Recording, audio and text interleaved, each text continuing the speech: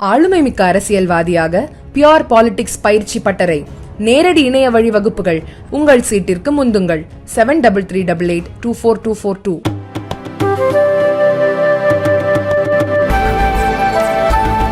தூத்துக்குடி மாவட்டம் திருச்செந்தூர் அருகே உள்ள நங்கைமொழி கிராமத்தில் உள்ள சுடலை மாட சுவாமி கோவில் கொடை விழா கடந்த ஞாயிற்றுக்கிழமை தொடங்கியது.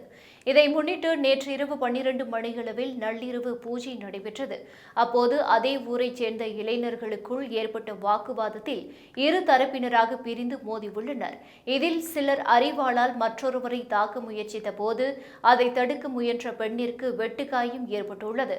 இதையடுத்து அங்கிருந்தவர்கள் அவர்களை சமாதானப்படுத்தி அனுப்பி வைத்த காட்சிகள் தற்போது இணையதளத்தில் வைரலாகி வருகிறது.